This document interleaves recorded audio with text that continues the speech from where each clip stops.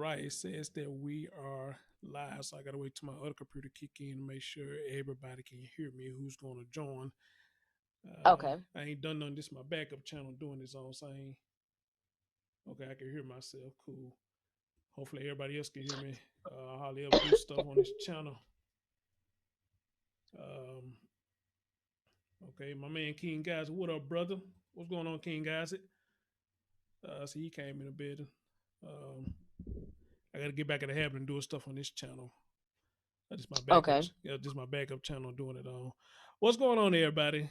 This your man Chris Thorns. Y'all know. Hey, Copes, what's going on? What's going on? Y'all know. A few days ago, probably last week, I brought y'all a story about the Denver middle schooler who got into an altercation, and the dean of the school allegedly tried to break the fight up, but somehow ended up pulling the girl's hair and pull braids out the young lady hair. So I told y'all when I do these stories, we're gonna try to reach out to family members, and I'm gonna continue to do that. And right now, ladies and gentlemen, I do have a family member on the phone, which is the child's mother, who I want to come on and share this story about what happened. So I'm gonna skip the intro. We're gonna get right into what's going on here. So, Brandon, if you don't mind, I'm gonna show people the news clip for people who don't know about the story. I'm gonna show them the news clip first. Then Okay. we're gonna hand it over to you, dear, and let you tell the story of what led up to the events that took place with your baby. So, Okay. guys, if you look at the screen right here, I'm gonna play the news clip. Let's see, it's gonna play without any ads. So let me play this news clip for y'all. And if you haven't, please hit thumbs up. And if you like, please share it out. Let other people come watch this. Y'all know we like to bring awareness for these kids. We are advocate for the children. So let's see this will play. Hold on. A fight inside the hallway of a Denver middle school, and tonight a young girl in the middle of it all says her hair was ripped out by an administrator. Now that staff member is on leave as the district looks into what happened. Jessica Porter's in the studio tonight. Y'all let me know if y'all can hear it. The parents of this girl say this is more than just about this fight here. The parents say there are many layers of this story, but first I want to show you some photos of what the student looked like before the fight happened. You can see her braids are full, and then on the photo on the right, you can tell she's missing multiple patches of hair. Her parents are furious, not only about the way the fight was broken up, but they are upset the fight happened in the first place. Her daughter told me she's been bullied for months all over the color of her skin. Sometimes I'll just make up little jokes and be like, dang, you're blacker than my shoe. This Lake Middle School student says classmates have been bullying her with racial slurs for months. It all culminated in a fight earlier this week in the halls. She says it ended with a dean throwing her against a locker. The dean, he was very upset, and I can feel the difference between a grown man pulling my head and a student, and he just snatched him, ripped him super hard, and I wanted to cry, but I didn't cry. Her mother says the hair was pulled out at the root, and no adult should have used that kind of force on her daughter. It was bleeding at the time, so I was definitely alarmed. I wasn't aware of how far it had went, and I don't know if her roots are still damaged. In a statement, Denver Public Schools says, quote, during the fight, one of the students' hair extensions fell off. Staff members intervened and separated the students. But Brandi got a different story. That's really shocking. The reason being is because I received a phone call last night about 10:45 from the principal apologizing to me. And she said she apologizes that he admitted to it. He said it was accidental and that he tapped her on the shoulder. Brandi withdrew her daughter from Lake Middle School because of the incident, a disappointment for a 12-year-old that just made the basketball team. I don't want her to feel like she's less than a person because of her skin color. And because of this, Brandi and her daughter have to appear in court, and their attorney says she could face charges. The school district and Brandi are sitting down tomorrow. Both sides told me they are hopeful for a peaceful resolution. Reporting live, Jessica Porter, Denver 7. Jessica, thank you. All right, ladies and gentlemen, for those of you who are unaware of the story, that is the story. And the lady who you're seeing by the name of Miss Brandi, she's on a call with me right now. So we're going to let Brandi tell us what led up to the events of what occurred with her baby. Brandi, thank you so much for joining the show. Thank you for coming to share this story. So what all took place and how do we get to where we at right now? Well, okay. When it comes to the bullying, Well, this started like a month ago. They said in the news clip that it's been going on for months. It actually hasn't been going on for months. I was made aware of it about a month ago when my daughter came home and she said, "Mom, the things that are people are starting to say to me are really starting to get to me." And I said, "So what are people saying Hold to you?" on. I So was what? unaware. What? Yeah. Okay. You finna get to it. Never mind. Go ahead. You finna get to it. Go ahead. I was Oh just. yeah. So I was like unaware of even like what was going on. So we had a conversation. She told me some of the names people were calling her. So I decided. I said, "So how do you want me to handle this?" You know, because my daughter, she's very smart. She can articulate anything. So I felt like, what do you feel like we should do going forward? So she said, "Mom, I think I can handle this. I've been handling this far. I think I can handle it." So I'm like, "Okay." So we go You kind of forward with you kind that. of breaking up a little bit there. Kind of breaking up a little bit. Okay, I'm breaking up. Yeah. Okay, so can you hear me a little There better? you go. You better right there. There you go. You better. There you go. Okay, so yeah, so she says, well, Mom, I think I can handle it. I said, so what do you want me to do? I said, do I need to come up to the school and have any conversation with anybody? She's like, no, Mom, I can handle it. I'm just letting you know. I said, well, don't believe what people say. No matter what color skin you are, you're still beautiful. So we had several talks, over the weeks. We had plenty of talks, and then she goes to school. I say about 2 weeks later, and then she's like, well, Mom, this is what happened at the school. Some girl comes up to her and tells her, she shouldn't even be at the school, basically, and niggers shouldn't be at the school, is what was told to her. So Mm. at that time, I decided to go up to the school, and I had a conversation with the dean, not the dean in question, the one that did this to my child, but another dean there. He advocates for all kind of people, black, white, Mexican, whatever color they Mm-hmm. are. So we went and we had almost an hour conversation, and at the end of the conversation, I felt like things were getting handled. My daughter, the following week, she gets into a fight. That was on a Tuesday. We set up a meeting to have a meeting with all the other kids for that following Thursday with their parents and everything like that. We never made it to the meeting because they obviously got into a fight. Mm-hmm. What led up to this fight? My daughter's a tomboy, so she hangs with all the boys. She's on the basketball team. She's not really a girly girl at all. So one of the girls, one of her great friends, a boy at the school, he broke up with a girl, another girl at the school. So once they broke up, she was mad because she felt like my daughter shouldn't be the boy's friend anymore because she was my daughter's friend. So once my daughter's like, well, okay, well, I'm still your friend. We can both still be friends. Then it started getting to a racial point. Every day she would just call her something. Oh, you're black. You're blacker than my shoe.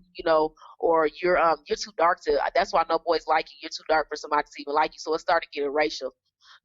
So at that time, I wasn't even aware at the time that all this was even being said up until the fight. So then the day the fight happened, my daughter calls me that morning and she's like, Mom, everybody's really getting on my nerves today. She's like, people just keep, talking to me, calling me nigga, calling me this. She's like, and I'm just really tired of it. So that morning I'm like, okay, well, I'm on my way up there. So before I even make it up there, they get into a fight. Reason being is because the girl said something that triggered my daughter. And at that time my daughter was already fed up with, everyone even saying anything about her skin color. So they got into a fight. My daughter actually didn't even start the fight. Another girl that was in the group, when the girl came up to her, pushed her into the other girl, and they began fighting. The girl punched my daughter into the cheek, and they began fighting. So that's how it all led up to this bigger situation. Mm. So you were saying they were calling her niggers. So I'm assuming the other person you were getting into it was white or something like that, mixed or Hispanic, something. Hispanic. Hispanic. So you were Yeah. calling your So daughter niggers. Go ahead. Wow. Go ahead. So wait, so at the school is predominantly Hispanic school. So we live in Denver. We used to live in Aurora. Aurora is like more like a mixed town in Colorado. So we came 2 years ago from Aurora to Denver, which it was a culture shock for us as well. I'm like, whoa, so it was different trying to even get my kids into school because it was kind of different for them. At the school that she attended, Lake Middle School, it's about 5 black kids and everybody else is Hispanic. Okay. So that was a major problem, but we never seen it as a problem because my daughter, she, like I said, she's a gifted and talented. She's an honor roll student. She's not really a troublemaker. She's really popular and very respectful. So I never knew it was a problem. But the girl was Hispanic. The guy that ripped her off top of the other girl, he was a white guy. Jesus. Okay. Hmm. And now you said like they said on the news, this was going on for months. How long exactly has this been going on? How many times have you had to actually go to the school and try to get this situation corrected? Because I remember, Well, this is only. Go ahead. Go ahead. I'm sorry. Go ahead. Go ahead. Oh no. So for a month ago is when I was made aware of it. My daughter, she's a very strong-minded person, so she never wants to look weak to anybody. So she wasn't even coming home and telling me this has been going on for so long. They say months, but for a month I was aware of it, and then I went up there twice within that month. Okay, and when you went up there Wherever my the daughter, first time, well, you had the first conversation. If I heard you right, you said that it went well. It seemed like they was it went well. concerned. It seemed like they Hmm. was concerned. Hmm. Then next thing you look up, this happened. Yes. Okay, now what did she say? Because the news only tell you so much, and I actually got the news clip where they actually, I guess, Yes. came to your home and talked to your daughter, and I'm gonna play that for them. I got it off your dude page. So hopefully he didn't mind. I did a little research and found Oh that. yeah, he doesn't mind. Okay, cool. Hmm. I went and got the video off this where they did the full interview at home. So the news don't tell everything. So what did she say happened on this particular day that led to the fight? So the girl, I guess she was just taunting her all day. So the girl just kept they shared class together, her and the girl in question. They're actually in the same class. So I guess the whole day, no matter what my daughter said, my daughter actually raised her hand to say answer to a question, and the girl says you just a dumb. She called her a dumb black nigga is what made my daughter mad. And then so my daughter ignored that. She ignored that. So then the next conversation, she's like, "You're just so stupid. You just keep continuously answering wrong. That's what you guys do." And so my daughter's like upset. She's like, "Well, why do you keep talking to me like that?" She's like, "You don't get a right to talk to me like that." So then later on in that day, everybody comes up to my daughter. She wants to fight you. So that happened in first period. So they have like 8 periods. So by fifth period is when they got into a fight. So everybody was coming up to her saying, "Hey, she wants to fight you, wooty wooty whoop." And so basically that's what happened, and they ended up getting into a fight. So it's basically people wanting them to fight. Like we Yeah. used to do in Hmm. school. Hype up people to fight, Yeah. Hype up the fight. hyping up the fight and Hmm. whatnot. Hmm. Well, here's the thing, and I want to say this, if I may. Now, I'm an 80s baby. I don't know what year you exactly born. Now, when we was in school, we had roast sessions, and we used to make like little Hmm. black dark skin Hmm. jokes or whatnot. But we in a different era now. So these Yes. kids nowadays are affected by things that you say, and not Hmm. only that, to the point that now they're committing suicide. People, Yes. these other kids are going killing other kids for this nonsense. See, we could take it, and sometimes, when it get the best of us, we boo-hooed and cried, or we want to fight because we get roasted too bad. But the way things going Hmm. right now, it's crazy as hell. Now you got these Hispanics. Well, it's been going on, so we can't be too Hmm. surprised. But to hear children to keep coming at black children like that, Hmm. it's just ridiculous. So it just make you wonder. We know it Hmm. starts at So. home, but what builds it up to Hmm. want to say Hmm. negative words like that when you don't like it yourself? So, I don't know. I don't have any kids, so, maybe you can help me out, but go ahead. Yeah. Go ahead. Oh yeah. Well, I have a lot of kids, so but so I deal with a lot of different ages. The thing that bothers me the most is I do understand like they have roast sessions. I'm cool with that. She's pretty tough. She can handle that. But the thing is, when she came home and told me that it's starting to get to her and she's starting to believe what people say, that hurt me the most. Because I mean, there's a difference between roast sessions and trying to make her feel a type of way about herself. Okay, So that. let me ask you this right here. I didn't mean to cut you Hmm. off. I got to ask you why it's still fresh in my mind. So at first she was taking it. She was taking it. She was She taking it. was just she said when they were making jokes like that, she would laugh with them, so then it wouldn't seem like that it was a big deal. She tried to lessen it as if like just go with the flow. When they were originally saying it, she said she went with the flow, but eventually it started getting to her. It started getting to her the things that they were saying and stuff like that. So that's when she came home and told me, and it became a problem. She started advocating for herself, telling them I don't like that, don't do that to me, or don't say that certain thing to me. But the girl in question, the reason that it became a racial thing is because them two were no longer friends at that point, and she tried to make it Oh, as okay. if Okay. now it's a bigger problem. Now she's just this black girl. At first they Yeah. were friends and maybe they did joke around, but at that time they were no longer friends because of the girl got broken up with my daughter's best friend. So that's how it came into a racial thing. You know, it sounds like one of them things again what we went through, you know, as kids, you know, one of them puppy love things. We had a best friend or we had somebody we had a crush on and Mm. everybody was cool until this one thing happened, then Yeah. everybody fall out, or you just got this big rage or jealousy and you hold on Hmm. to it, and no matter what you done or what they try to do to rectify the situation, you just kept the anger in you or kept this Yeah. animosity towards them. And that sounds like what's going on right here. But again, we're in a different era where you got other ethnics, you know, coming at Hmm. us saying negative words. Like you saying this was a Hispanic child saying this, you know. We didn't have to worry Yeah. about that back in our day. We didn't have to worry about none of We that shit. didn't. You know, No. so where's we going wrong right now when you got Mexicans, kids saying to children, niggas, because you Mhm. upset because of ex-friend or something. This is Yeah. motherfucking Yeah, ridiculous. it's like that's where it went wrong. I mean, little kids fight, and to be honest, since this whole story has came out, I get crazy messages from people like around the world, you know, saying like this is the kind of treatment we deserve. You know, like black people, we need to have our own schools. I have a message. The direct words say, black people need to have their own schools because we act like gorillas, and this causes other kids not to be able to learn. And it's like this is why we're at where we're at because people are teaching this at home. I don't teach that at home. So it's like a lot of people are, and it's scary, you know, that the world is just so racist still, and it scares me, you know, to even have my daughter back in school. To have an all black school, there'll be something to see, but in my opinion, I think it would probably make it worse because you know a It lot would of make it us. worse. Yeah, thank you. It make it Mhm. worse because a lot of us, who the main person that down us, we do. Our own Okay, people. our own Yeah, people. it's our own Yes, people. we Hmm. do. So having an all black school, that's Wouldn't just change something. anything.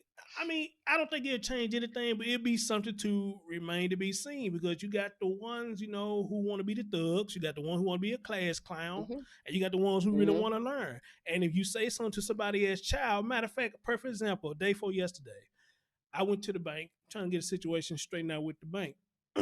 Just as I finna get ready to leave, this woman, she was dark skinned, had a little dark skinned child. So you know how somebody's got the people you talk to got their own cubicle. So this child just pops up out of nowhere in this woman cubicle, and we both looking like, hold on, where's she coming from?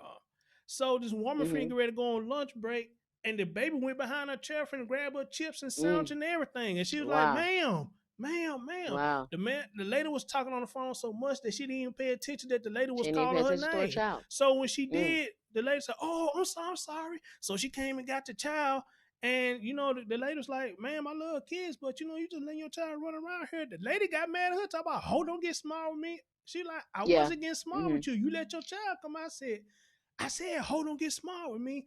And I told this girl, after she said that, I said, "You know what? This is why a lot of times when it comes Hmm. to stuff like this, I try to deal with less black folks because you try to tell them what's right. You know you was wrong for not paying attention to your child. Your child back Hmm. there messing with stuff she ain't got no business messing with. But you talk about she getting smart because she said you left your child back there. Seriously? Yeah. You know, I just like, Yeah. wow, this is ridiculous. This is ridiculous. Well, So I can say sometimes it is embarrassing on us because I see that too. But to be honest, when this situation first happened, I wanted to go up to the school and I wanted to be that parent. I'm actually not that person. So what I did make sure is when I did handle the situation, I didn't look like that because I do feel like sometimes we can embarrass our own people. Sometimes I'm yes, embarrassed about the actions of our absolutely, own people. So it's absolutely. like for this situation to come up, I make sure that I remain in a good mind state because I don't want to be looked at as the crazy black girl. And already a lot of people is coming to me, and I guess they can see my page and they say, "Well, you have 6 kids. No way you can be a good parent." But to be honest, I have 6 kids, and all 3 of my oldest kids that are in school, they're all in gifted and talented classes. They're all in different schools, and I make sure I push to be that parent no matter how many kids I have. But since I'm black, I look like I'm not a good parent. My daughter's not even that type of child. She's never even been in trouble at all at school. No write ups, no nothing, Oh, anything awesome, since. awesome, awesome. Yeah, Mhm. so but it's like we do get looked at a certain way. So I mean it's hurtful, but it's true. We do get looked at a certain way because we're black. Okay. Let me ask you this though. And she's in Jen, thank you so much. I think she's the one that reached out to you about me, Jen. Um, I think when she reached out to you, I think you had told her that the next day you posted we to go review the video and see what happened. Did you get a chance to see this video? Yes, I did. Okay, if you couldn't tell me if it's not an investigation, what did you see? It's under investigation, but I can say this. In the video, you can't, there's so many kids around, you can't see the actual act of him snatching my daughter's hair. You can't see the actual act. But what you can see is after the fight, he grabs the Hispanic girl and he walks and he's like catering to her because obviously my child, did beat her up. To be honest, she did beat her up, and I'm not proud of that. But so he's catering to the girl and he's holding her. So then after, my daughter is still upset. So she does pull the girl's hair. She begins fighting the little girl again. They're on the ground. Once they're on the ground, another teacher comes and gets the girl from under my daughter, and then that's when the dean is just standing over her. He's just, even after the fight is over, he's still standing over my child. Once he's standing over my child, the fight is done, everybody's walking away. He just gets up from standing over my child, and he walks away as if nothing happens. He never gets my daughter up. He never caters to her in any way. He just leaves her laying there. Her friends run and come get her, and when my daughter stands up, she's just holding her head. So the part that, I'm sorry. No, go ahead. Oh, the part that upset me the most is because you can just see in the video the kind of passion that he had for the other child, and no passion for my child. So that really did hurt my feelings, being that, okay, yes, my daughter did get into a fight. Yes, my daughter was aggressive, but why did you have to take it to that level? And why did you stand over my child even after the fight was finished? What were you saying to her? And my daughter, I asked her, what was he saying to her? What was he doing? She said, Mom, I don't know. She said, I just looked up and he was still standing over me after he ripped me off the top of the other girl. And never picked her up. I mean, if she's in trouble and she just got into a fight, why are you not walking my daughter down to the office like you did the other child? Absolutely. So that bothered me. And I want to read a comment to you. Gypsy Star Child said, this is common sense. Everyone knows if you grab those braids, they are going to rip out. What the fuck? Maybe if the school actually addresses bullying, the way they try and talk shit about this could have been avoided. I agree with that. Now check this out. I want to say something to you that I caught. He says something, according to the news article, and according to your first original post, and we're going to talk about that too. According to your first original post, he made claim that he tapped her shoulder. Okay, I'm kind of skeptical about that. How the hell you went from tapping the shoulder, grabbing her? That don't sound right. A shoulder and a head full of braids that you see. Two different things. Well, yeah, how we get there? Or are you trying to save your ass? So what did you hear about that? How did he try to explain it, if he tried to explain that at all? I couldn't even meet with him. They said that I couldn't meet with him until the investigation was over. But this is, I got a call from the principal. That's how I got that statement. The principal calls me. This is 2 days after the incident actually happened at school. The principal calls me, and I made sure I recorded her because at that time I didn't trust any of them because I just had a meeting with you guys. You guys brushed me off. So at that time I didn't trust them, so I did record them. The principal calls and she says, "Hey, I apologize." Oh, you went low. I apologize. Okay. Can you hear me still? I'm sorry, my phone. If you need to be, I'll just give you my number to call. We'll just do it that way if need to be. But go ahead. We can hear you now. Oh no, somebody just called me. It's okay. Oh, okay. Gotcha. So she the principal calls and she says, "Hey, I just wanted to give you an update. The dean says that he did do it, but he meant to rip up her shirt," is what they said after that. So originally he tapped her shirt, but then he said he meant to rip up her shirt. Why he said he wanted to rip up her shirt, I'm still confused, but that's what he said he did it, but he meant to pull up her shirt. Pull up her shirt is what the exact words that the principal said.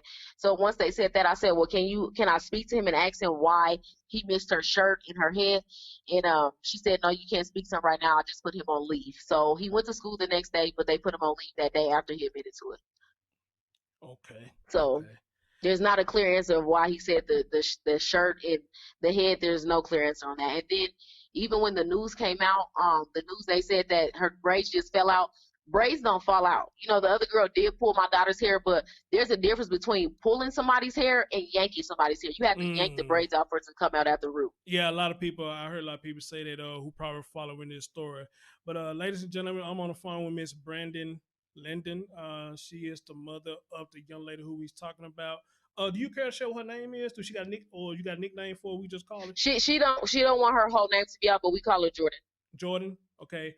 Yes. Jordan is the young lady who we're speaking about right now, guys, for people who just coming in. I'm on the phone right now with her mother, Miss Brandi Lindon. And what we're talking about right now is at Denver at a middle school, her daughter's hair was ripped out by the dean. What they call him? Dean of admission? Something like that? That what they call him? Dean of instruction. Dean of instruction here. Well, the dean was trying to break up a fight But he claimed he tapped her shoulder, but instead of tapping her shoulder, he was able to get some hair and pull this child braids out. Miss Brandon went to go see the video. She can't talk about the video right now. She said because it's under investigation. And hopefully, Brandon, when it get under from investigation, you would do a follow up and let us know what you saw in the video. Or hopefully, Yes, I will. They release the video and let us see what happened in the video because the video proof in the pudding is all we need. So guys, thank y'all so much for joining. If you hadn't, please hit that thumbs up. As a matter of fact, I ain't getting a chance to do this, so let me do this now while it's on my mind. Let me give y'all some shout out. Cole Pell said Dina bullshit. I like that. Dina bullshit. What up, Cole Pell? Hey, Fire Goddess. What up, J Mac? What up, Gypsy Star? Hey, Believer Journey. I ain't see you. How you doing, dear? Hey, Jen. What's going on? Thank you for reaching out to her again. Hey, Sonya. Who else up here? Flower, what's going on? Came in earlier. My man King Gossett, Tracy L, what's going on? My man Young J came in the bin. What's up, brother? I don't know if you're still in the bin or not. Dale came in the bin. What up, Dale? I'm Bada Mimi. What's going on? And Queen Throne came in the bin. Appreciate y'all so much for joining us on this show. Okay, so guys, I'm gonna tell y'all what they did with Brandi, and this lets you know that Facebook and all Instagram and all this they full of shit. Brandi originally posted this story probably is it been about a week ago now? Yes. About a week ago. And I was wondering why when Jen sent me a post, because I asked her to put me back in the post, I saw something different. Well, come to find out, they took down Brandi's. Or hey, Betty, they took down Brandi's original post. Now, why would you take down a post about something like this? So, Brandon, if you got any explanation, did anybody contact you? Why did they take down your original post? Well, the reason that it says on Facebook, it says I had graphic content. Well, I went on Facebook because I was receiving messages after messages. So I go into Facebook after I'm done doing my clients' hair. I go into Facebook and it just says this post has been removed because of graphic content. And I'm like, graphic content? So I go back, I click back. It won't even allow me to open up the post. And so one of my friends called me. She says, well, why is your post gone? She's like, I was trying to share it. I said, I don't know, but my only explanation is what I feel that happened. I can't be direct because I don't know, but I feel like the school probably got upset, that I posted about the school and they reported it and it got removed. You know what? You might be right because one of the people, I forget what his name was that I saw, came in and on that post and said we are aware of what's going on and we're gonna do what we can and take care of something like that. So somebody He's the Board of Education. Yeah, somebody did come in and say that. So you may be right.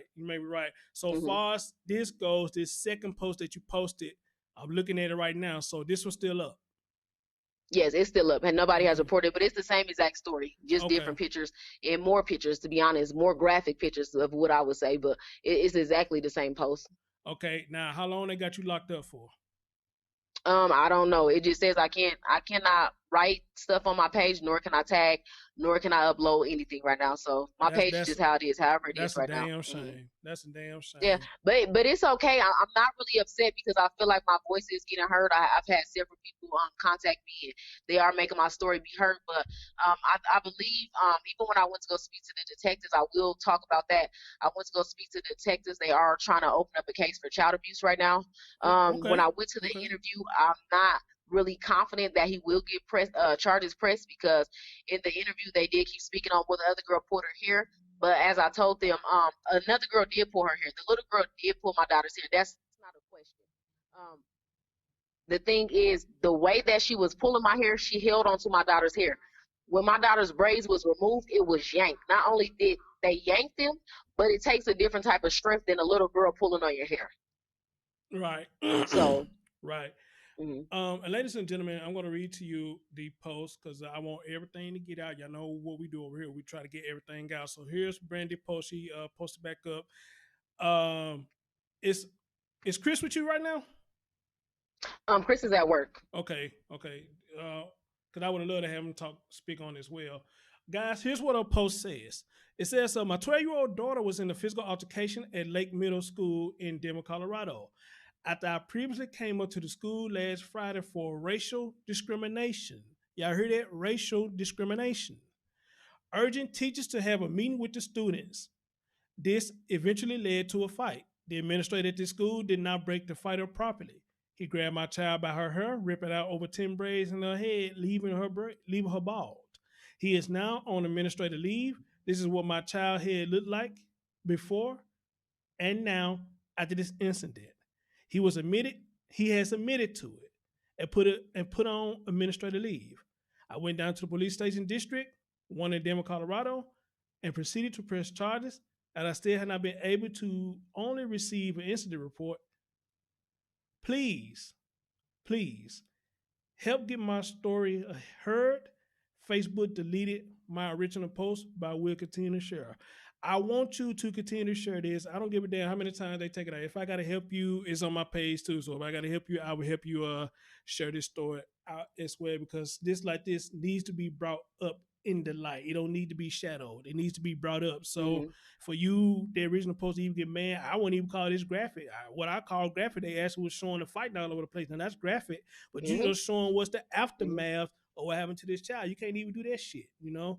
But yeah. All right, so I'm gonna let people see some of these pictures on your page and let them have a look, guys. So here are some of the pictures of what happened to her daughter. And again, Brandi, thank you so much for coming and sharing this story with us, and for allowing me to share as much of this as I can. So, guys, just look at this. Thank you for having me. Just look at this. You know, like I said, I don't have daughters, so I don't know how this hair stuff works, but you know, I think I'm smart enough to know when it's like something being snatched out. You know, and it definitely looks like to me some things be snatched out. Now, Brandon, while I'm showing these pictures, did you see the comments of people who were saying, well, actually on your original post, I don't know if you caught this. Somebody had came on your original post said the mammy is lying. Did you see that? Well, I seen a lot of stuff. I seen some lying. I seen a lot of stuff, but I was really trying to ignore that because at that time I wasn't in a good mental state. I was still angry a lot, so I didn't want to really read anything that was negative. So I just tried to stay off the comments. Got you. Okay. Smart move. Smart. I like that. Smart move. Smart move. You don't want to get over emotional, because we get over emotional, we don't tend to think logically. So hey, you got my salute on that. You got my salute on that. This one picture you said you didn't even know this one until you started taking the pictures, and they look like that's a big patch right there been taken. That's a big patch. Yeah. How old is your baby? She's 12. Wow, 12-year-old got to go through this. Wow. But it's been hard for us the last couple of days. I actually did her hair yesterday, so she feels a lot better. I put a weave in. Somebody donated some hair to us, so I did her hair yesterday. I'm actually a hairstylist myself, but I did her hair yesterday, so she felt a little better. We went up to this the Boys and Girls Club that's closest to us, and we told them kind of what's going on, and they allowed her to be on the basketball team, so she was excited about that yesterday. Right. And now, here's the thing they give me, because you got a picture of what her head looked like before all this happened. So I don't even see why people would sit up here and say, you know, you are lying or this is fabricated, what the case may be, you know. So, but you know, you got people.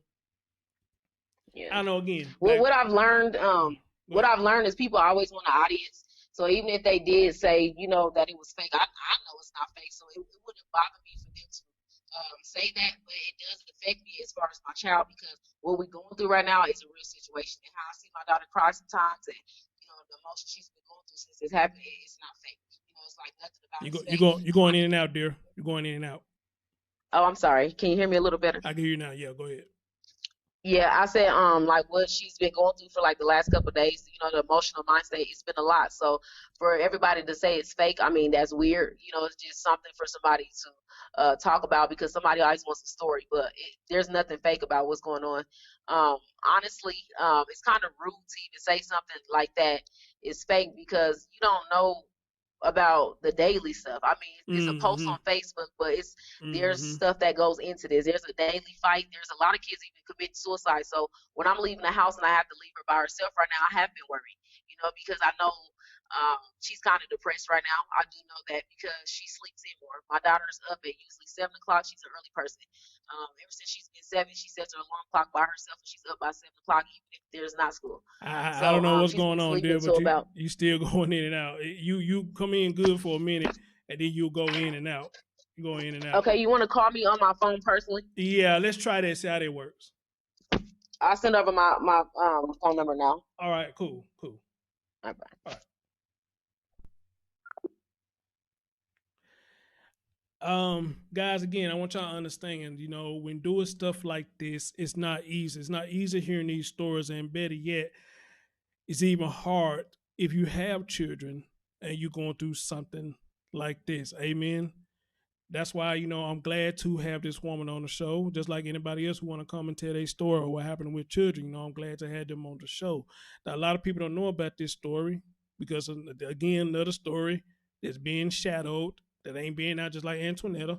Another story, I ain't been out there, but that's where y'all got me and other people's like me to get stories like this out. And I'm going to continue to get stories like these out. And I'm going to continue to reach these parents and let them have a voice, okay?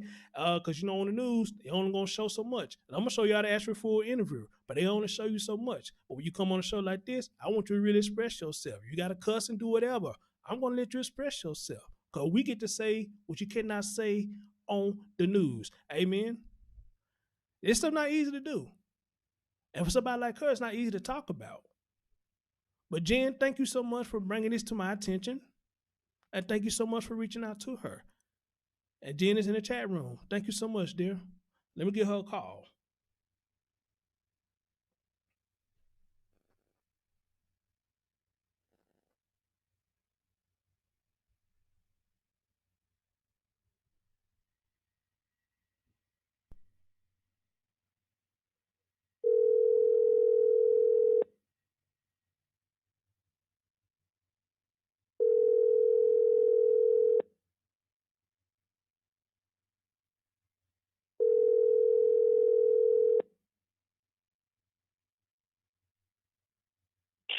Hello.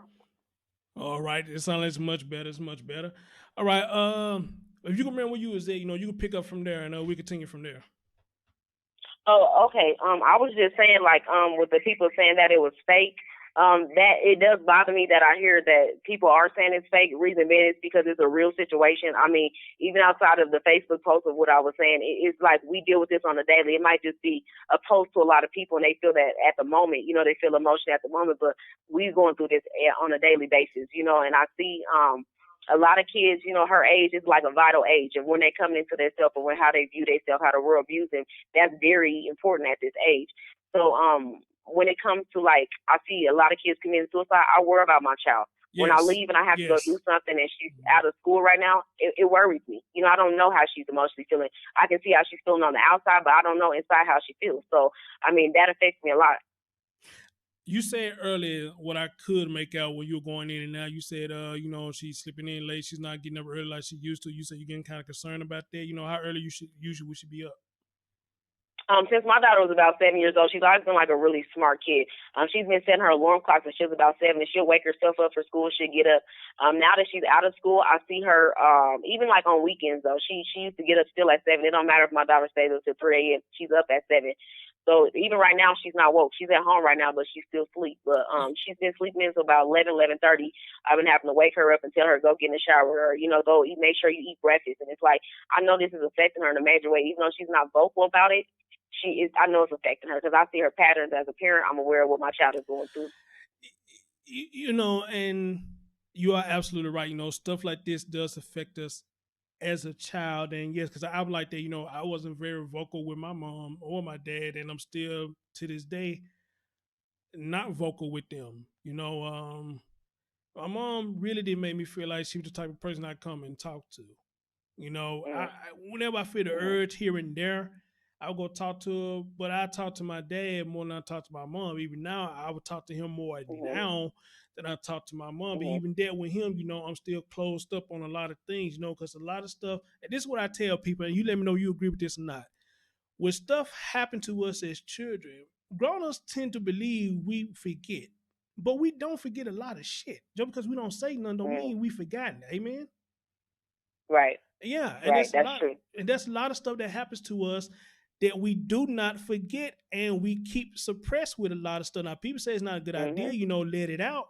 But, some things, just like your baby, I guess a lot of us just too afraid what people going to think, what people going to say. And I know that's a bad Exactly. thing about us being grown. Being grown, you would think we'd get over this, but I guess not, because you got people now. We're gonna use more for example. You got grown people now still looking for their dad, and we'll say to ourselves like, okay, you up in age now, why you still looking for your dad? But I guess a lot of people just want their closure in their life. They Yeah, just want their that's closure. true. They just Your want their closure. That's true. right, and your baby will bounce back from this. She will. She's still a Oh yeah. baby. She's still young. She will bounce back for this. Long they got people like you, and it seems like the guy who you dating. I found his name under your name, and I saw the post. He was like, "I hate that happened to the stepdaughter." I actually thought he was the dad, but he's the stepdad. And he He's seemed a like stepfather. right. And he seemed like he's an upstanding guy. When I seen the news clip, he was sitting right there with you while you was Yes. doing the interview. And I hope he's listening. Yeah, he's very supportive. He's very supportive through this whole situation. But to be honest, Jordan talks to him more about this than she does me. She feels like when she talks to me about it, she says I just don't understand her, and it's not that I don't understand her. I try to explain to her. As a parent, I'm worried about her. So when she comes to me with certain things, and I come from the worry standpoint, but she doesn't like that. So it's like now at this point, I try to talk about it, but I let her talk before I speak because I don't want her to feel like I'm not listening to her or I'm not hearing her side. So I just won't speak. I just let her say how she feels, or she'll talk to Chris more than she talks to me, though. So definitely. I don't think it's anything that she got against you. I don't think it is, but if it's safe for me to say this, maybe Chris has a, I guess, more pleasable approach, or maybe it's the fact that okay, and maybe also it's the fact that she look at him as a positive male in her life. So it's probably easy for her to talk to him than you, even though you the mom. And I'm assuming you don't just nag her all the time, but you nag her when it needs to be nagged. But I'm pretty much sure. Definitely. I'm the disciplinary in his house, and then he's not really the disciplinary. I'm the disciplinary. Like I make sure, I'm disciplining the kids. She doesn't really get disciplined by him. Like he lets me handle that side of things. So I think that's more of how I'm viewed. Okay. I can respect that because I think I had a show a long time ago about discipline. Is it okay to let other people discipline your children? So since you brought that up, how do you feel about that? If he was to discipline your child, how do you give him reign to do it, or would you rather him just tell you what's going on? Oh no, he has free reign. When he feels like he needs to put his foot down, he will. But I'm more of when things are happening, I'm usually the navigator. But if he feels like, okay, I need to step in, he does step in, and I allow him to do that. I feel like it's both parents. It takes teamwork to get the job done. So most of the time, I'm the disciplinary. So, but he's this. If he needs to step in, he steps in and he does his part, definitely. Well, that's what's up, man. And I hope he's listening. And if he does listen to this later on, he can reach out to me if you want to come and do a separate show and talk to me about this issue, period. You let him know. He come talk to me I definitely will. He want to come talk. We have a beautiful lady in there by the name of Brandi and Rio. Brandi and Rio is pretty much kind of dealt with the same thing. Matter of fact, yes, she dealt with the same thing you dealt with your children. She actually has a group about bullying, and her and a couple more people just said in there, hey, maybe it's not a bad idea for you to see a counselor unless y'all already doing it. Have she seen a counselor? We already started. We started last week. Awesome. After that, I just wanted her to get counseling because she's not really a vocal person. If you meet her, she's almost like she's 12 years old, but mentally she's like 22. Like she can articulate a lot of different things, and I try to keep her in a child's place, but even though she wasn't really vocally telling me that something was wrong, because she just like, well, Mom, this happened, but it's okay. She's like, we'll get through it. She just washed it under the rug, but I didn't want her to do that because I realized when you do that, you're suppressing how you really feel. So I did put her in counseling. So yeah, she'll be doing that twice a week. Trust me, coming from a person that does that, yes, you're absolutely right, because I do that. I do that. Yeah, so I don't want her to do that. Okay, ladies and gentlemen, we are on the phone with Miss Brandi Lindon, and we are talking about her daughter, Jordan. For you, those who's listening, who's coming in, who's in the bushes, her daughter Jordan was being bullied at school, and she got into an altercation with the person that was bullying her.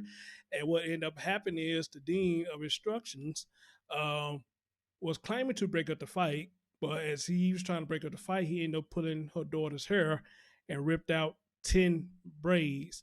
But he tried to say that he tapped her on the shoulder, but with that, I'm still skeptical because how can you mistake a shoulder for braids and get pulled so hard that braids will come out? But then listen to Miss Brandi, they say he came out and admitted, okay, yeah, that's exactly what it is. So right now, he's on leave.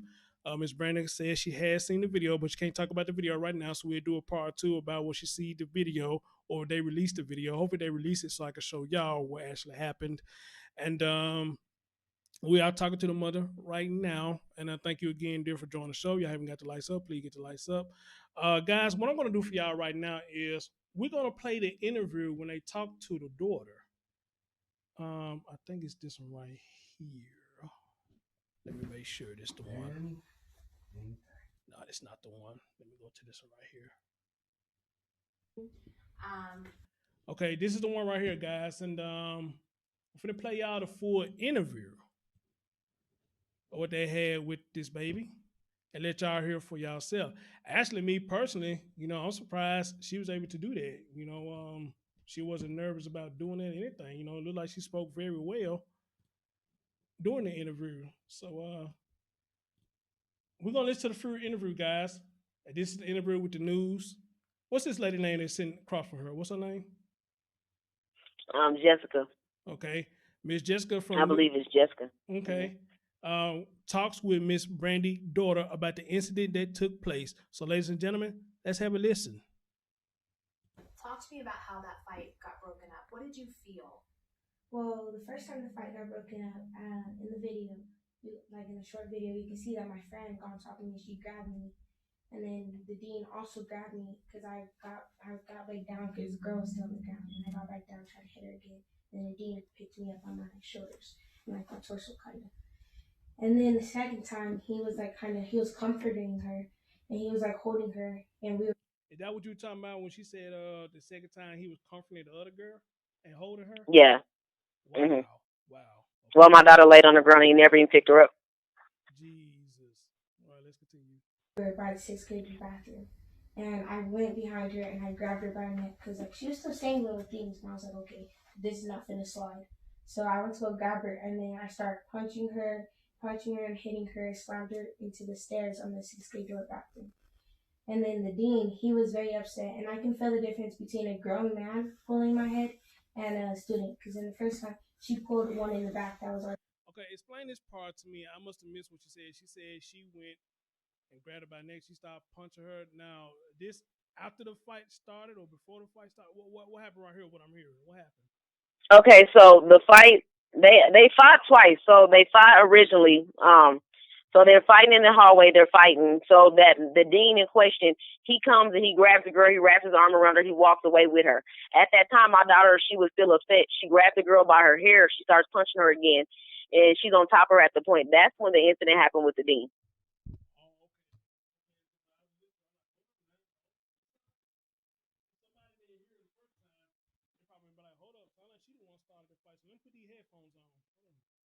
Yeah. Put the headphones on. So, all right, guys, let's continue. Loose, and she snatched it, and she snatched it pretty hard because it was still pretty tight in. And then so the girl, she said the girl snatched her braids pretty hard, and they didn't come out. So yeah, some going on here. I could feel the difference, and he just snatched them, ripped them super hard, and I wanted to cry, but I didn't cry. And then, as you can see in like the picture, kind of one of them was bleeding. And it was, well, we had stopped it from bleeding, but it was still, you could still see the blood and you could still see the mark. Oh, so you know what? I'm glad she said that because one of the things people were saying was that they didn't see no blood and they didn't see this and the third. So the baby just said, your baby just said it was blood. So why are people saying it wasn't no blood? It was. It was bleeding. When I first got to the school, it was slightly bleeding. I just put napkins on it at the time, and I just dabbed it. It wasn't really like profusely blood or like a gash or anything like that, but it was bleeding originally. And then that picture that I took, that was in my living room at home. The picture that I took when we got home, it was no longer bleeding. Gotcha. But I don't know if you ever well, you're a man, so you definitely never had braids. But when you get your braids snatched out, it doesn't have to be blood. I mean, it just usually comes from the root. And that's usually what happens. Like, it just comes from the root of your hair. And say if you tweeze your eyebrows or something, it doesn't bleed, you know, so it's pulling out hair. Got you. But it didn't bleed it a lot at all. Okay, gotcha. Let's continue. Sorry, guys, I had my microphone volume turned down. My bad. Where did he slam you in? What did he slam you into? Oh, so there's a locker. There's like the 6th grade lockers, and he went like this. As he pulled him, he went like this. All right. What did she say about the locker thing? Because I remember hearing her saying she got slammed into the locker. Okay, now let's recap. So hey, one moment, please. One moment, please. Go ahead. Again, guys, thank y'all so much for joining this. This is crazy. It's crazy. It's not easy. Yeah, I'm here. It's crazy, guys. It's not easy to talk about. It's not easy for me to do shows like this, but you know, we have to bring awareness to things like this because this was going on for the whole year of 2019. The good thing about this, though, that at least this baby is not dead. She's not dead because in the other story I've done, you know, the child has lost their life. Amen. All right, so to recap, what we heard, she said that the dean was holding the girl, consoling the girl, but now she talks about this. He slams her up against the locker. What happened here? What happened? Or how did she explain what happened? So she tells me, so once they started fighting, like the second time that they're fighting, my daughter's on top of the girl. She said he immediately she felt somebody snatch her hair and just toss her into a locker. And then that's when I told you he was just standing over my child. Another teacher comes in, gets the Hispanic little girl and grabs her and, you know, caters her to the office. They're all just, you know, caring. In the video, they like this, oh, baby, you know, just taking her to the office. And the dean is still just standing over my child. I don't know exactly what he was doing. And I can't say if he was even saying something. My daughter doesn't know. But even after the fight was over, he's just standing over, and then he just walks off like nothing ever happened. Wow. Yeah, so that's alarming to me. Yeah. My thing I wanted to mention in this is not the dean in question. I never had any issues with him previous. I didn't even know him, to be honest. I never even knew him before this incident. But the thing I will say is this is not his first rodeo. Last year he was suspended for another incident that he had with a child, but they continuously let this man come back, and that's why I'm so upset. They've allowed him to come back before, and he should never even be at the school to me. Rio, you hear this? Rio, this sound like, wow. You hear this, Rio? Let's continue. And I was in the locker. Yeah, so what did that feel like? Yeah, that's something that I wanted to mention. Also, I wanted to mention when I first came after the fight, nobody called me to tell me my daughter had gotten to a fight. My actual daughter had called me and told me, Mom, I just got into a fight and some of my braids are missing. At that time, I just immediately ran up there. I lived 10 minutes away from the school. So I immediately just ran up there. I get into the office. When I first arrived in the office, there's a guy that works in the office. He's like just an office person. I don't know if he's a clerk or whatever they call him. And then the dean in question was in the office at the printer. But at the time, I did not know he was the dean that even anything had happened. So I say, hey, I just received a phone call from my daughter. She said she got into a fight. The dean answers back to me, which he's not even working in the office. He's at the printer. He says, yes, she's in big trouble. So I'm like, okay, thank you. I said, can you guys call her up here for me? At that time, I get a phone call. On the phone, it's the dean, another dean. He's saying, hey, can you come up to the school? Jordan got into an altercation. I said, hey, I'm already here. Where's my daughter? So they bring her into the office, and then we go into this room and we start talking. After I finally realized that was the dean in question. So to be honest, I was kind of upset that I didn't get to say anything to him, which I don't know if at that time I was probably even in the right mind state to say anything to him. I probably would have said the wrong thing.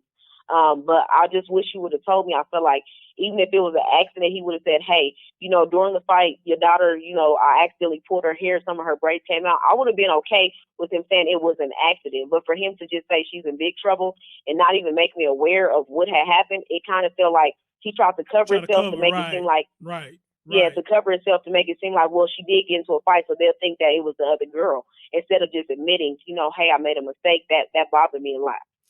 Okay. Beast, what's up, brother? What's going on with you, man? Hey, neighbor Nisa, what's going on?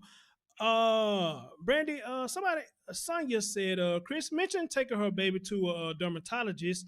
to no inner permanent loss and trauma to the area. Have you done that? Is there any permanent loss, or hey, are you working on trying to do that? What are we doing about that? Well, I already went to the dermatologist. We actually went, today is Friday. We went on Tuesday this week. We went to the dermatologist, and they said just the discoloration is just from it, the actual trauma of it being snatched out, but it should grow back between 6 and 8 weeks. They just labeled it as traumatic hair loss. That's what they labeled it as. This is why I love my chat room, guys. She beating y'all to it. She already on it. So, hey, I got respect for this woman. She already, hey, Prippin, hey, sweetie, what's going on? She already on it, guys. Nice suggestions. She's already on it. And Brandon, like I said, looking at the chat room, Rio, the exact same thing that you're going through with your child, Rio experienced it with her child. And if you got time, I might bring Rio up so y'all can talk a little bit. Maybe y'all can get together and hey, get some things going, because Rio got her own organization talking about things like this. And I think you two girls ladies will probably work good together. So Rio, if you got time, when I get through showing this video, I would love to. I would like for you to call in so I can bring you in and let you talk to her about your situation with your daughter. And hopefully y'all two can get together, you know what I'm saying, and join forces and make some things happen around here. You understand? See, that's what I like about this show over here. Let's make some things happen. But let's continue to hear this baby testimony in this news clip. All right? Hair ripped out. Well, I was very upset. I mean, I wasn't really embarrassed because, everybody knows me. So, there's oh, it's just typical Jordan. Jordan's not going to just let that slide. She's not going to be embarrassed or all mad and all. So, they didn't really say nothing much about that. And I just felt very upset. I was I wanted to stand up and say something why would you even do that? Why would you grab me by my hair? Why would you do that?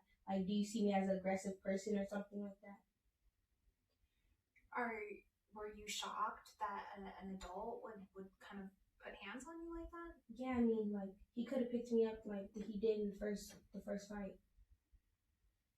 Are you sad that you're having to leave your school over this situation? Yes, because I'm at a school. Let me ask you this. So the lady asked her what she said. Yes, Rio, call my number, but wait till I get through with the video. Yes, call my number. Did she really like the schools? Because she said she was sad that she had to leave the school. So did she really like the school?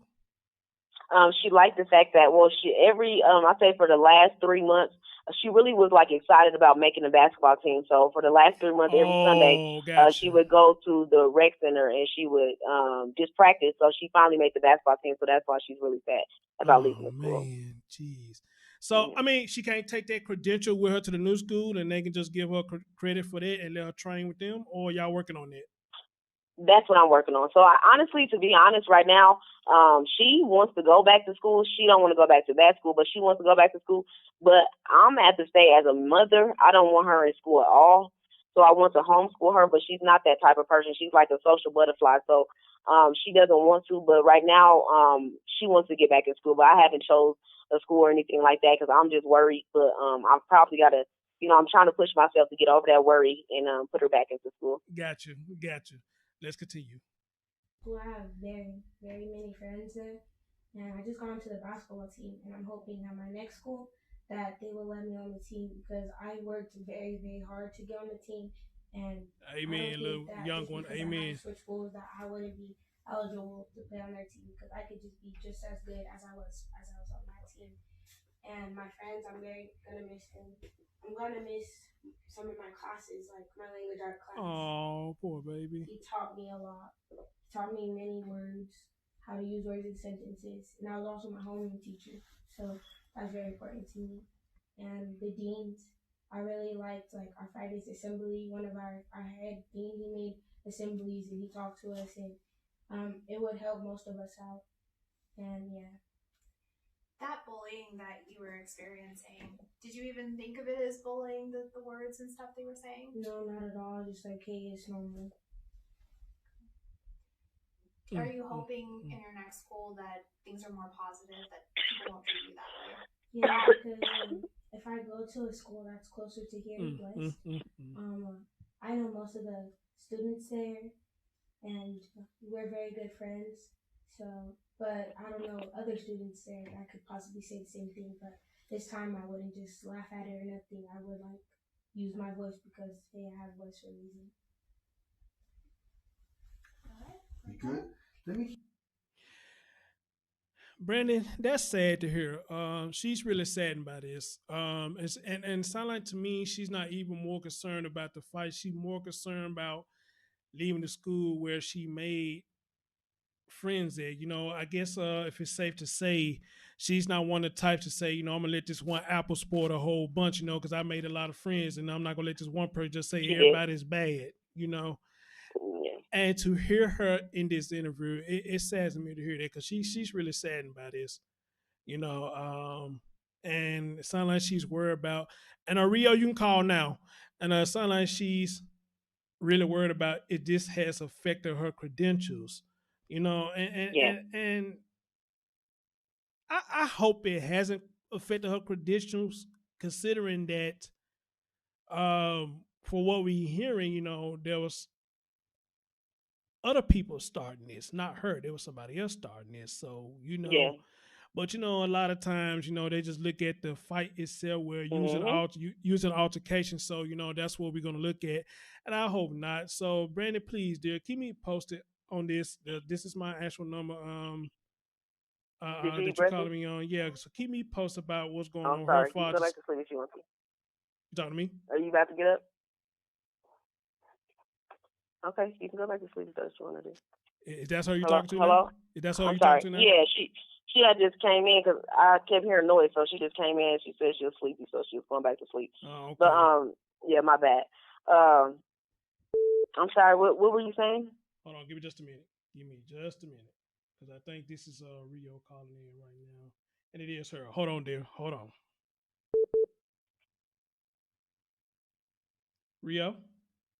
Hey, Chris. Hey, hold on. Let me merge y'all in. Okay.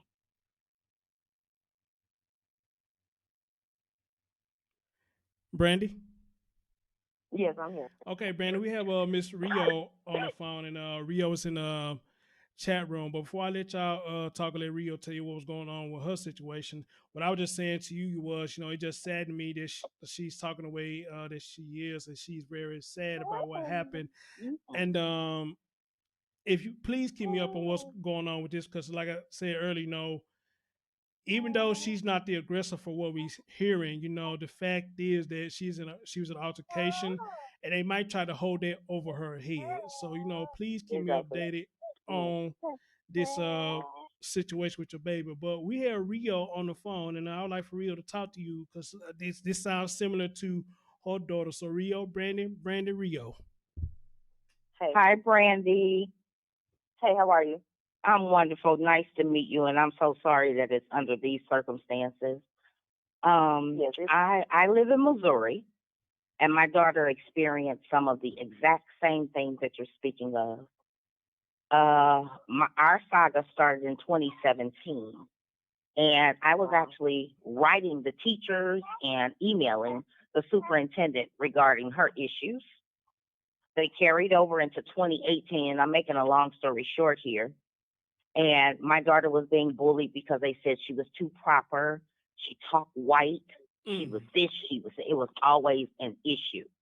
This school had one day where the kids could dress down. Other days they were in uniforms. So when my child would come to school, even the teachers would say things about what she was wearing. And one security guard even said something to me. Said, "Why would you let your daughter wear those type of things to school? She only dresses down one day a week. The rest of the day she's in a uniform. And one of those days out of the 4, she was in a military uniform. So if I'm only having to allow her to wear one outfit, buy enough for her to wear one outfit a week, why can't she be dressed nicely?" So that's where the problem began. And it escalated into her being bullied in 2018. It led up to 4 girls. My daughter was 15 at the time. It led to 4 girls who were 17 and 18 planning the night before to go to school the next day and jump her. She knew nothing about it. But When my daughter got to school, kids were following her all over. Uh, she was assaulted. Her assault happened when she was sitting in the lunchroom, and one of the girls came in and started calling her names. And my daughter got up to leave to avoid the confrontation, and the girl hit her in the face. Mm. She walked away, went down to the next level of the school. Now, mind you, she did not retaliate at this point.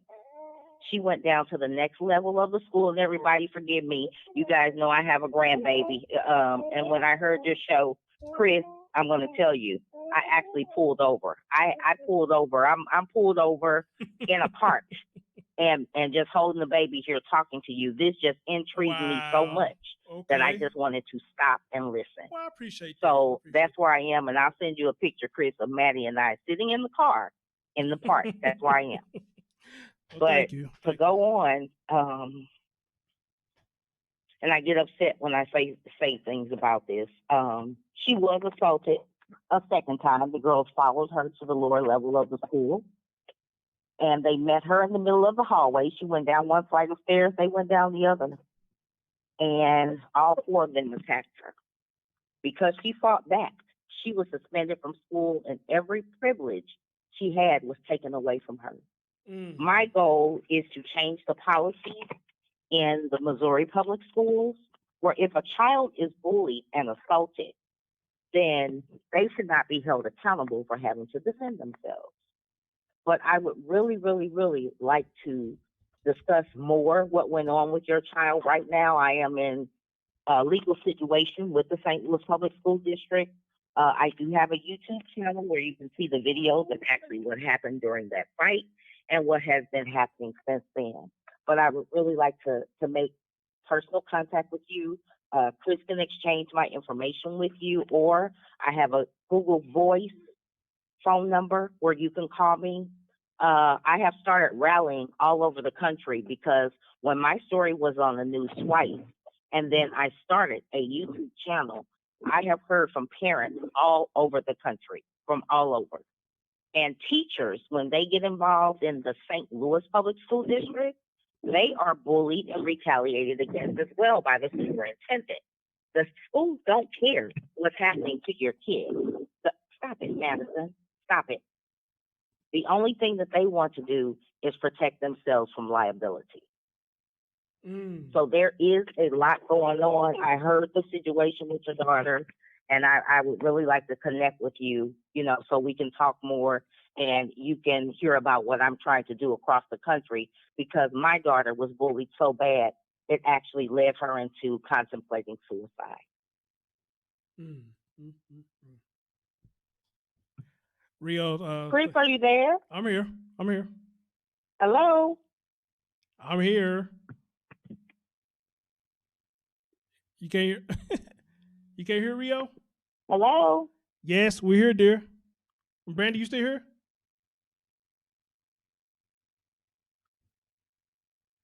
Okay. Brandi? Okay, what did happen here? Hello?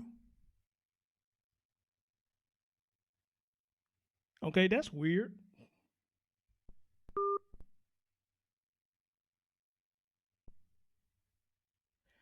I don't know what happened, guys, with that. That's weird.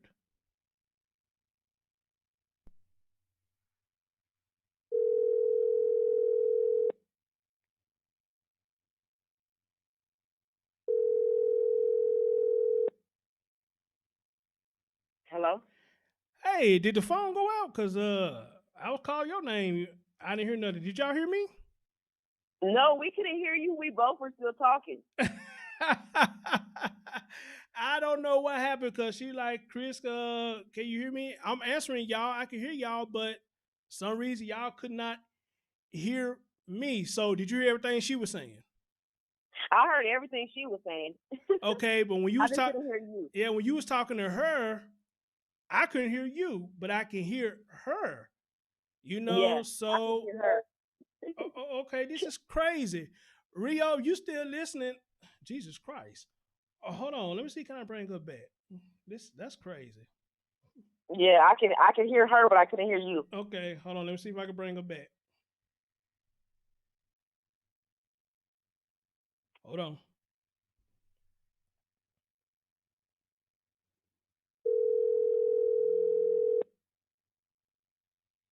Hello. You have reached Whoa, 314-324-2064. I extend my apology. She was just calling me back. Shit. I'm gonna let her call me back. Yeah, but like I said, I can hear her, but when I'm trying to Hello? answer, can you hear me? Yeah, I can hear you now. Okay. Well, let me try. Do I need to just let her call back, or what do I need to do? Hold on. Let me see. Let me see. Hold on.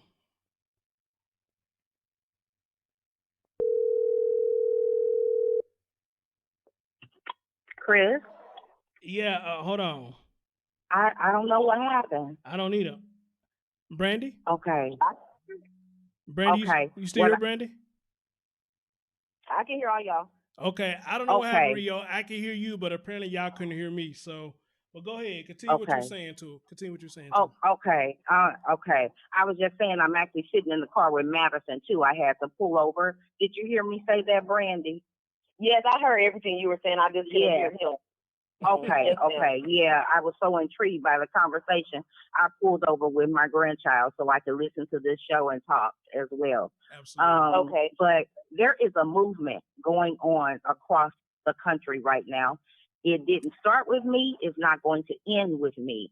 I just started a movement in my city. And it's parents like you, where these things are happening to our children in schools, that's who needs to speak out about it. It's not going to stop. And people are not going to cover it. I mean, the authorities, the superintendents, I mean, the deans of students. The dean of students was the very person who actually did wrong in my daughter's situation at first.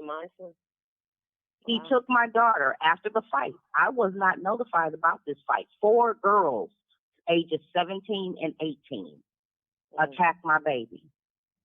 They took my daughter to a room in an unused unused area of the school. It was no longer used. They locked her in a room with 2 people that she didn't even know, with 2 teachers. Would not allow her to call her mom, and they took her cell phone away from her. I was contacted by a parent of one of my daughter's friends who said that she had been involved in a fight and that someone they were trying to find out, was she okay? I hadn't even been notified. Yes. You hadn't even been notified. Same situation in mine. I wasn't notified. My daughter actually called me herself, and she was sitting in some room. But the thing is about this is they don't care. The schools actually don't care, and even going through the investigation and even getting a case opened up and even talking to different teachers and different people just around the world that's contacting me, it's up to us to do something about it, but it's also up for them to be accountable, because there's no laws for the teachers to be accountable. There's no laws for anybody to be accountable. It's like, okay, this happened, let's sweep it under the rug, let's move forward. But these schools are, I feel like the teachers now, it's scary to leave our kids with these teachers, and now they want to get them guns so they can be, so they can have protection against somebody coming to the school. But I feel like our kids need to be protected against these teachers, against these people, these administrators at these schools, and it scares me. It does. It scares me in a major way. I have 6 kids, and 4 of them are in school. So it honestly, this situation made me want to pull all my kids from school and sit home and just be their teacher. But I know in reality, I have to work. So it's like, what do I do when we have no choice but to send them to school? It's like, it's scary. I understand. I understand, and I completely feel what you're saying, because I had the same sentiment. I had to pull my child out of school, and I did homeschool her. I homeschooled her, and my anxiety had gotten so bad because after the fight happened and she returned back to school after being suspended, they started doing more things to her, and it wasn't the students. Hi, Madison. It was the teachers. And Yes, it was the teachers. That's right. And it was so much that was going on. I eventually had to quit my job and homeschool my daughter, which you can you can only imagine financially what that did to my family. It's damaging. Right, right. But I had to do it. She started suffering socially because when all of this happened to her, she had a 3.5 grade point average. She was on the dance team. She was in ROTC and a member of student council. How can a 15-year-old, I was proud of her for being, it's hard for a kid to be on a cheerleading squad and maintain honor roll grades. So it just went from one thing to another. So I made the choice to take her out. And I couldn't have made a better decision, but she started to suffer socially. That's how I feel. That's my fear right now. Because she wants to go back to school because she's, like you said, she's a social butterfly. She's in basketball. I mean, my daughter's on honor roll. She's in gifted and talented classes. You know, so it's like she wants to go back to school because she's like, now worried, Mom, I missed a week of school. My grades are going to, go down. And it's like, that's her worry. But my worry is her, if somebody's going to harm my child. So now it's like my anxiety is like how you said, my anxiety is like that. I leave her. I'm afraid to leave her. I'm afraid to do this. I'm afraid, because what if I'm not there and something happens? Or what if I leave her at home and she's feeling a certain type of way and I'm unaware of it?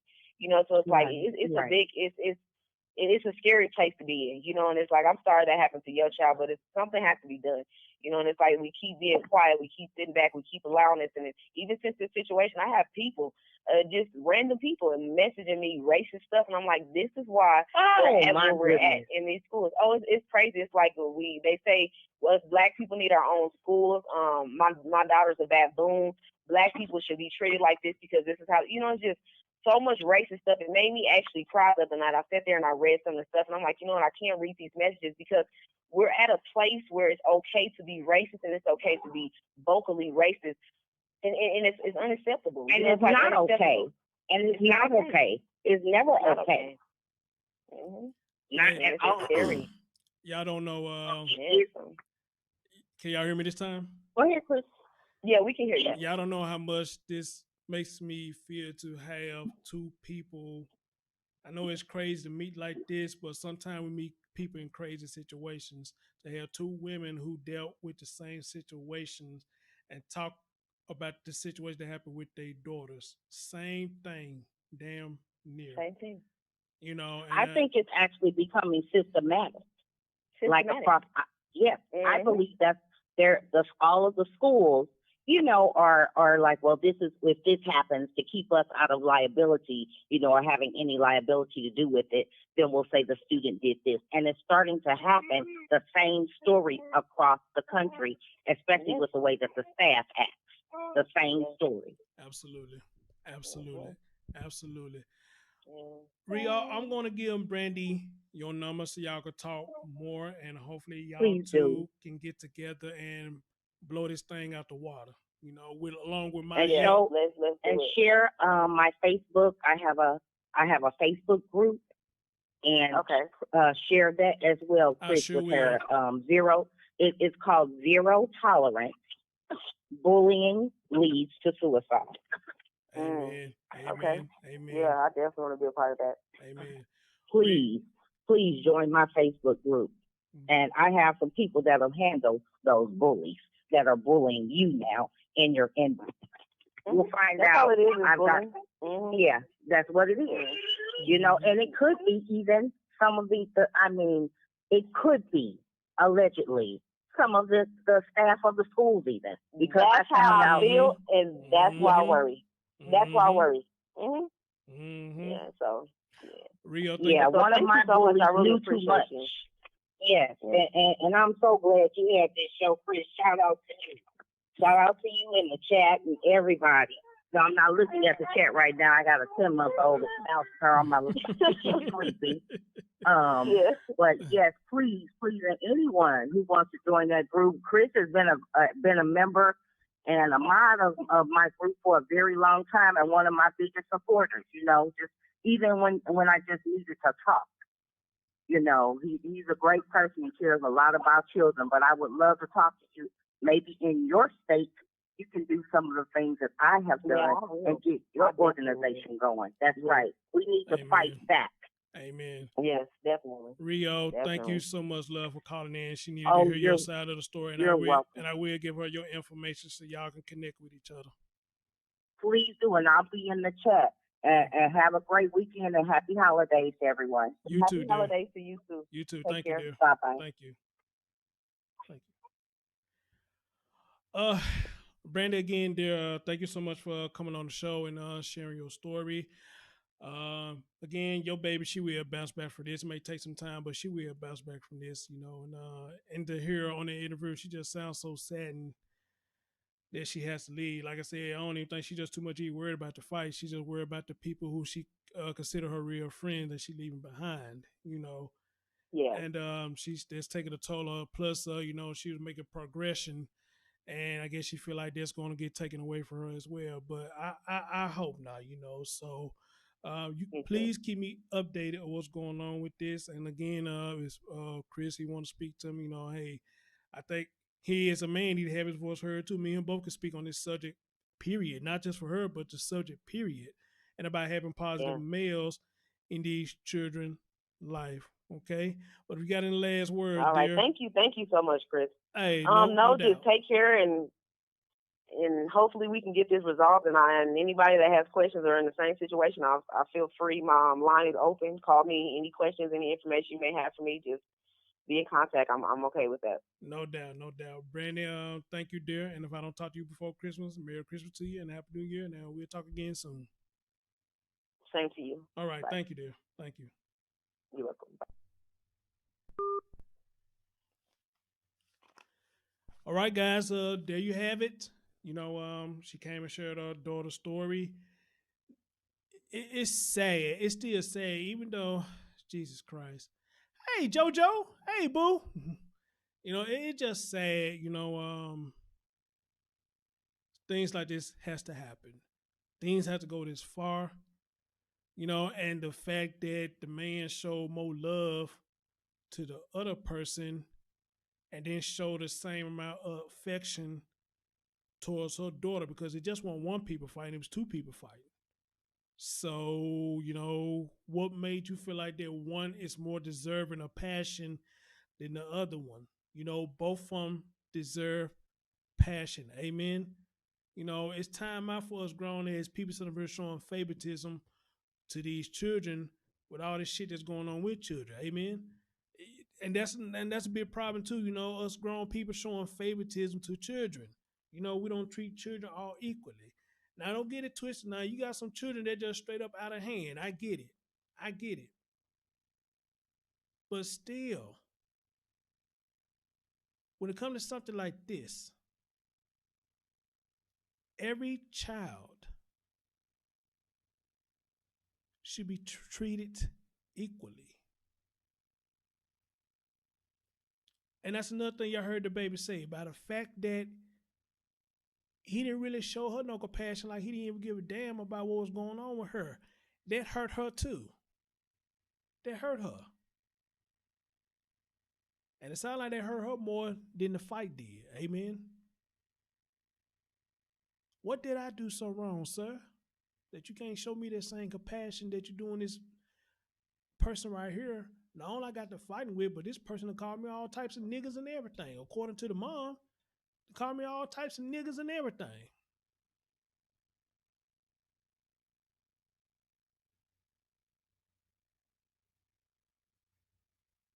If I was her, it probably would make me feel like that the dean must agree with this young child calling me a nigga.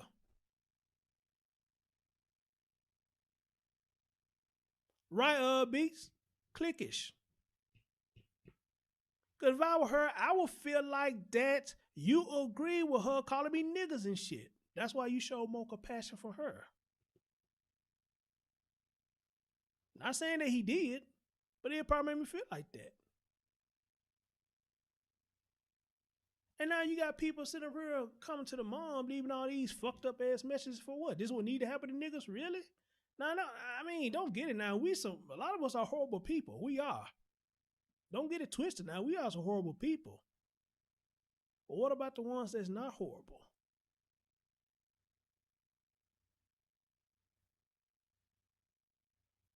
What about the ones that's not horrible? So a black child gets to fight with a Mexican child or whatever. She deserved to get all these death threats or threats and shit just because they got to fight. She supposed to just let the girl whoop her ass? I don't think so. I don't give a fuck what color you is. You ain't just finna whoop my ass. I don't give a fuck what color you is. You are not just finna whoop my ass. You better believe that shit, Jack. Again, I tell you, I ain't no tough guy, but I ain't finna just sit up here and let nobody whoop my ass. Amen. Ain't nobody finna just sit up here and whoop my ass now. You may still whoop my ass, but I ain't finna sit up here and let you whoop my ass. Amen. Fuck that.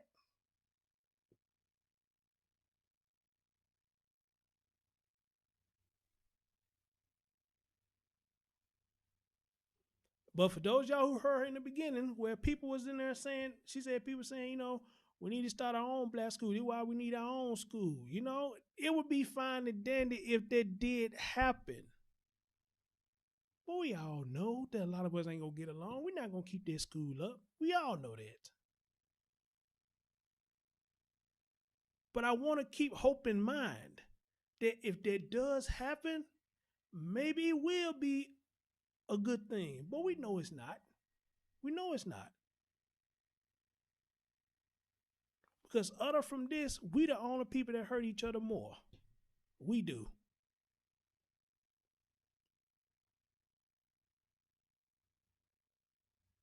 And it's affecting our young generation.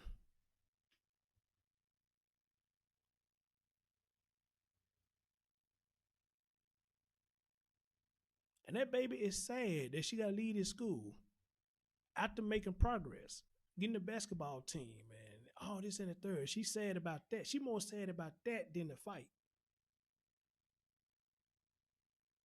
But one day she will understand.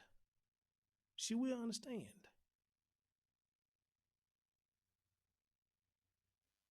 That if you keep poking a bear, the bear will end up fighting back, biting you.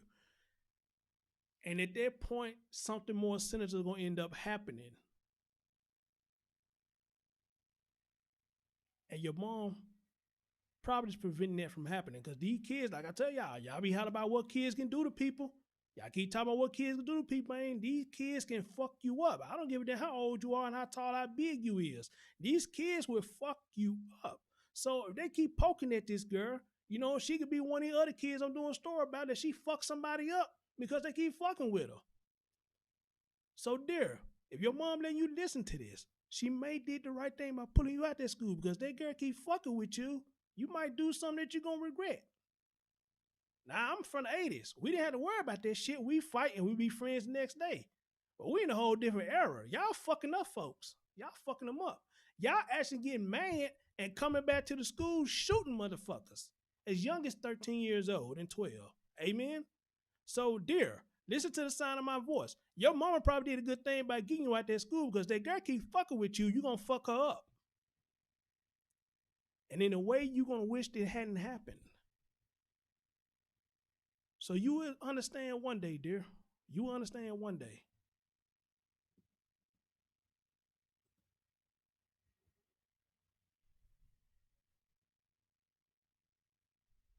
Right, J-Mac? Absolutely. Absolutely. Absolutely.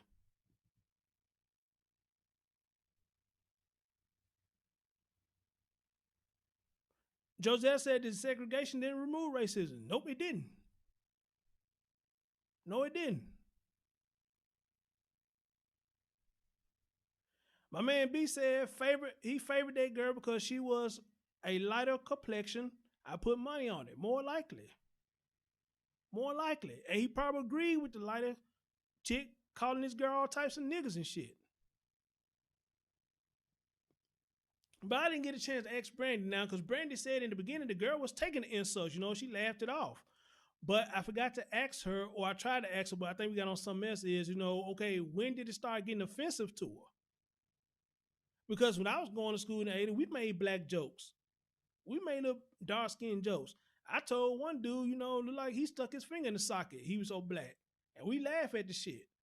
Now, is it funny to say something like that today? I don't think so. I don't think it's funny to say something like that today. I mean, for the young generation, yeah. They probably can say that and get a laugh out of it. But we grown now. We probably can't say stuff like that, man. It probably be offensive.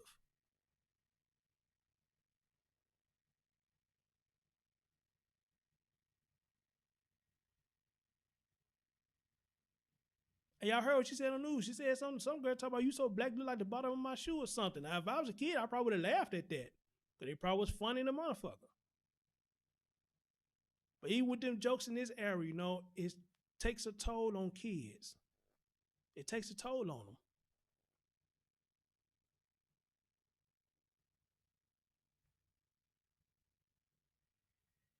My man asked, look at this young man what he said. Racism is still alive and strong. The white man in the Confederate grave cheering. I guess that's what he was trying to say.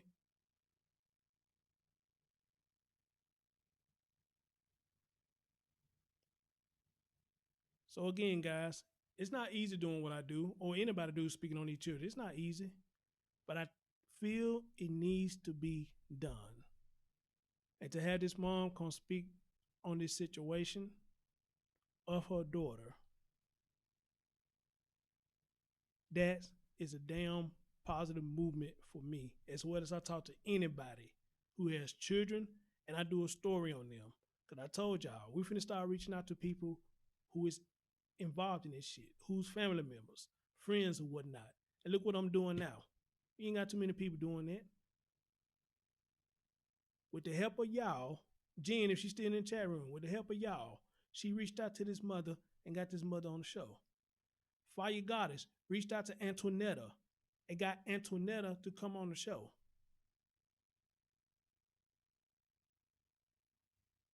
Denon Davis, y'all probably don't remember him. He had a daughter named Larea Davis. Girlfriend reached out to me on Twitter and got me in contact with him. And me and that man had a good conversation. Everything I said about him, I had it wrong. And you know what? He didn't get mad. He just said, no, man, that ain't what it was.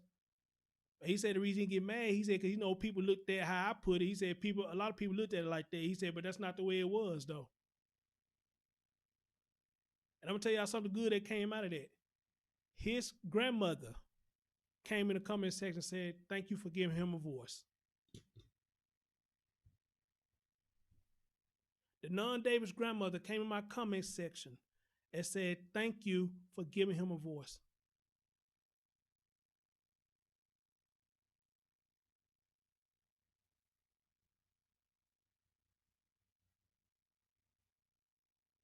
A lot of people coming in the comment section, Antoinetta, saying thank you for doing this for her, giving her a voice.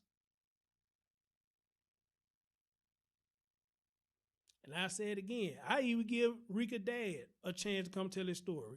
I probably won't believe shit what he's saying, but I give him a chance to come on here and tell his story if he want to. It's going to be hard to listen to him because he's full of shit.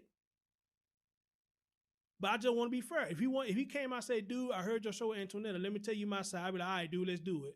It'd be hard to hold my composure, but I let him do it.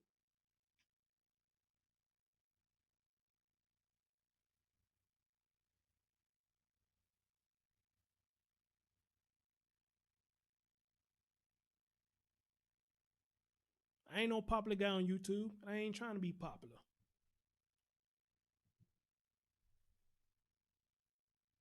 Let me say it again. I ain't no popular dude on YouTube, and I ain't trying to be popular. If I was, my artist be bigger than what it is. As long as what I'm doing is what I'm doing and what I'm getting done and people getting the message of what I'm trying to do, that's all that matters to me. And I'm getting the message out. We bringing awareness for these children, and that's all that matters to me. Amen? That's all that matters. That's all that matters. So, ladies and gentlemen, thank y'all so much for the ones who still hanging with me, and for the ones who helping me bring awareness, and for the ones that's reaching out to people that we can talk to and let their voice be heard. I really love y'all for that. I really do. And the reason y'all ain't seen me in a minute because I've been sick these past few days, but I'm back and I'm full in effect, baby. And just had a nice interview with this lady. And not only that, have two ladies come together and possibly for the network together. You don't see too many YouTubers doing that.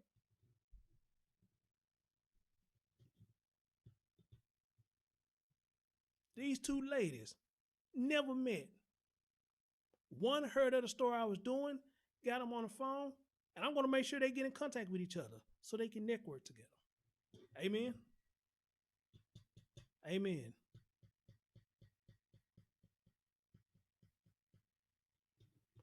On that note, guys, thank y'all so much. I'm going to get on out of here. And keep sharing the stories. Keep bringing me stories. And hey, let's keep bringing awareness to these babies. I'm your man, Chris Thorns. Catch y'all next time. Peace.